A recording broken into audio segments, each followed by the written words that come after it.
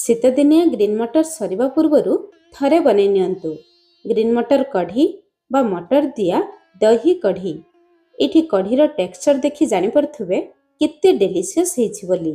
Video ଭଲ ଲାଗିଲେ ଭିଡ଼ିଓକୁ ଲାଇକ୍ କରନ୍ତୁ, ନିଶ୍ଚୟ ଗୋଟେ ସେୟାର କରନ୍ତୁ। ଚ୍ୟାନେଲରେ ଯଦି ନୂଆ ଅଛନ୍ତି ପ୍ଲିଜ୍ ଚ୍ୟାନେଲକୁ ସବସ୍କ୍ରାଇବ୍ କରନ୍ତୁ। ଫେସବୁକ୍ ପେଜକୁ ନିହାତି ଫଲୋ କରନ୍ତୁ। ଜୟ ଜଗନ୍ନାଥ, ମୁଁ ସସ୍ମିତା ଆପଣ ସମସ୍ତଙ୍କୁ ସ୍ୱାଗତ କରୁଛି ସସ୍ମିତା ଷ୍ଟାର କିଚେନକୁ। ମଟର କଢ଼ି ବନେଇବା ପାଇଁ ପ୍ରଥମେ ଆମକୁ ଦହି ଦରକାର।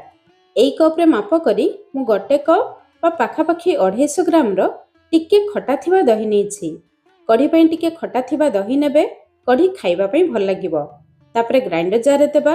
ଯେଉଁ କପ୍ରେ ଗୋଟେ କପ୍ ଦହି ନେଇଥିଲେ ସେମ୍ କପ୍ରେ ମାପ କରି ଅଧା କପ୍ ବେସନ ଦେବା। ଗୋଟେ କପ୍ ଦହି ପାଇଁ ଅଧା କପ୍ ବେସନ ଦେବେ। ଅଧା ଛୋଟ ଚାମଚ ହଳଦୀ ଗୁଣ୍ଡ ଦେବା। କଢ଼ିରେ ଭଲ କଲର୍ ପାଇଁ ଗୋଟେ ଛୋଟ ଚାମଚ କାଶ୍ମୀରୀ ଲଙ୍କା ଗୁଣ୍ଡ ଦେବା।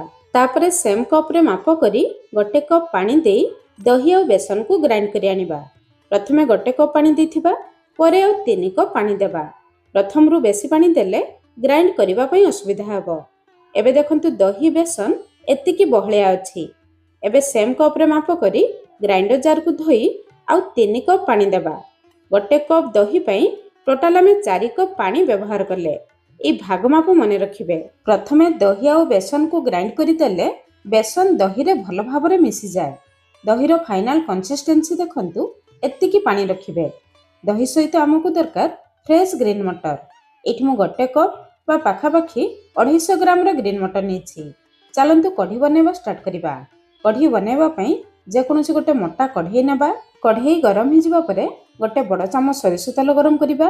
ତେଲ ଗରମ ହେଇଯିବା ପରେ ଅଧା ଚାମଚ ଛୋଟ ଦାନା ବାଲା ସୋରିଷ, ଅଧା ଚାମଚ ଜିରା, 2ଟି ଶୁଖିଲା ଲଙ୍କା, ବେଶ କିଛି ଭୃଷଙ୍ଗ ପତ୍ର, ତା ସହିତ 3-4 ପିସ୍ ହିଙ୍ଗୁ ଦେବା।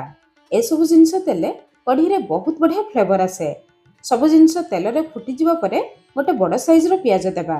ପିଆଜକୁ ଏମିତି ଲମ୍ବା ପତଳା କରି କାଟିକି ଦେବେ। ଗ୍ୟାସର ଫ୍ଲେମ୍ ଲୋ ମିଡ଼ିୟମ୍ ରଖି ପିଆଜକୁ କେବଳ 1ରୁ 2 ମିନିଟ୍ ପର୍ଯ୍ୟନ୍ତ ହାଲକା ଭାଜିବା। ପିଆଜକୁ ବେଶୀ ଲାଲ କରିବେ ନାହିଁ, ବେଶୀ ପୋଡ଼ିବେ ନାହିଁ। ପିଆଜ ହାଲକା ଭାଜିଯିବା ପରେ ଗୋଟେ ଛୋଟ ଚାମଚ ଅଦା ରସୁଣ ଛେଚା ଦେବା। 6-7ଟି ରସୁଣ, ଅଧା ଇଞ୍ଚର ଅଦାକୁ ମୁଁ ଛେଚି ନେଇଥିଲି। ଗ୍ୟାସର ଫ୍ଲେମ୍ ପୁରା ଲୋ ରଖି ଅଦା ରସୁଣର କଞ୍ଚା ବାସ୍ନା ଯିବା ପର୍ଯ୍ୟନ୍ତ ଅଦା ରସୁଣକୁ କଷିବା। ତାପରେ ଆମେ ନେଇଥିବା ମଟରକୁ ଦେବା। କଢ଼ିରେ ସ୍ୱାଦ ଅନୁସାରେ ଲୁଣ ଦେବା। ଅଧା ଛୋଟ ଚାମଚ ହଳଦୀ ଗୁଣ୍ଡ, ଅଧା ଛୋଟ ଚାମଚ ରାଗ ଲଙ୍କା ଗୁଣ୍ଡ ଦେବା। ଏବେ ଲୋ ଫ୍ଲେମ୍ରେ କେବଳ 1ରୁ 2 ମିନିଟ୍ ପର୍ଯ୍ୟନ୍ତ ମଟରକୁ ପିଆଜ ସହିତ ଭାଜିବା। କିନ୍ତୁ ଭାଜିବା ସମୟରେ ଆମେ କଭର କରି ଭାଜିବା, ଯାହାଦ୍ୱାରା ମଟର ଭାଜିବା ସମୟରେ ହାଲକା ସିଝିଯିବ।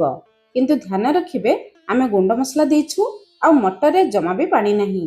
ମଝିରେ ଥରେ ନିହାତି ଗୋଳେଇ ଦେବେ, ନହେଲେ ଗୁଣ୍ଡ ମସଲା କଢ଼େଇ ତଳେ ଲାଗିଯିବ। 2 ମିନିଟ୍ ପରେ ଏଠି ଦେଖନ୍ତୁ ମଟରରୁ ଟିକେ ପାଣି ବାହାରିଛି। ସେଇ ପାଣିରେ ଗୁଣ୍ଡ ମସଲା ଭଲ ଭାବରେ ମିଶି ଯାଇଛି ଆଉ ମଟର ବି ଦେଖନ୍ତୁ ହାଲକା ସିଝି ଯାଇଛି। ମଟର ହାଲକା ସିଝିଯିବା ପରେ ଆମେ ମିଶେଇ ରଖିଥିବା ଦହି ବେସନର ପାଣିକୁ ଦେବା। କିନ୍ତୁ ଦେବା ପୂର୍ବରୁ ଭଲ ଭାବରେ ଗୋଳେଇ ଦେବେ, ନହେଲେ ବେସନ ତଳେ ବସି ଯାଇଥିବ। ଦହି ପାଣି ଦେବା ପରେ ଗ୍ୟାସର ଫ୍ଲେମ୍ ପୁରା ଲୋ ରଖି ଲଗାତାର ଘାଣ୍ଟିବେ। ଏଇ ଷ୍ଟେଜ୍ ହେଉଛି ଇମ୍ପୋର୍ଟାଣ୍ଟ। ଏଇ ଷ୍ଟେଜ୍ରେ ଘାଣ୍ଟିବା ଜମା ବି ଛାଡ଼ିବେ ନାହିଁ, ନହେଲେ ଦହି ଫାଟିଯିବ। ଦହି ଦେବା ପରେ ପ୍ରଥମେ ଲୋ ଫ୍ଲେମ୍ରେ ଲଗାତାର ଘାଣ୍ଟିବା।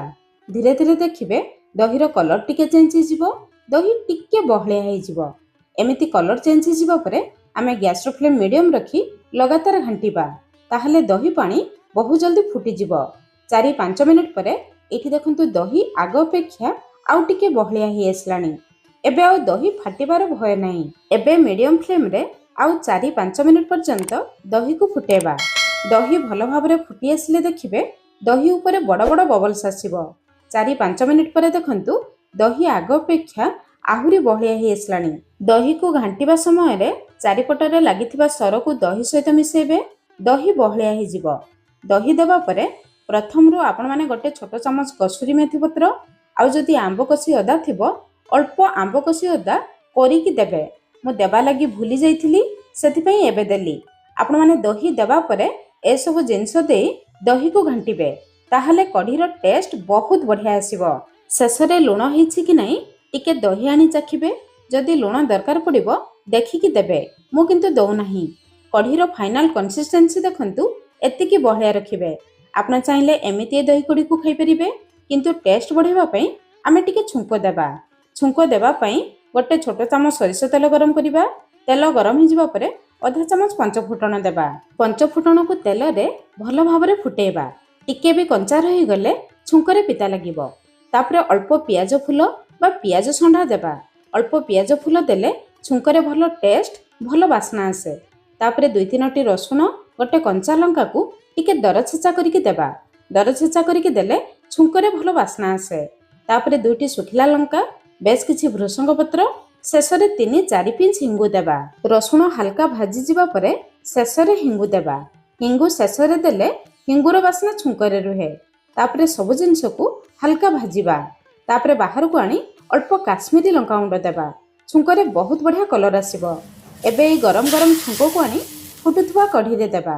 ସାଙ୍ଗେ ସାଙ୍ଗେ 1 ମିନିଟ୍ ପର୍ଯ୍ୟନ୍ତ କଭର କରି ରଖିବା, ଯାହାଦ୍ୱାରା ଛୁଙ୍କର ବାସ୍ନା କଢ଼ି ଭିତରକୁ ଆସିଯିବ। ତାପରେ ସବୁ ଜିନିଷକୁ ଗୋଳେଇବା।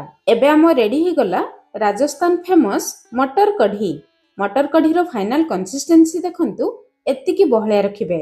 ଥଣ୍ଡା ହେଲା ପରେ ଆଉ ଟିକେ ବହଳିଆ ହେଇଯିବ। ତାହେଲେ ଆପଣମାନେ ବି ବନାନ୍ତୁ, ଆଉ କେମିତି ଲାଗିଲା ନିହାତି ମୋତେ କମେଣ୍ଟସ୍ କରି ଜଣାଇବେ। ଆପଣଙ୍କ କମେଣ୍ଟସ୍ ଅପେକ୍ଷାରେ ଆଜି ପାଇଁ ରହିଲି। ପୁଣି ଦେଖା ହେବା ନୂଆ ରେସିପିରେ। ଧନ୍ୟବାଦ।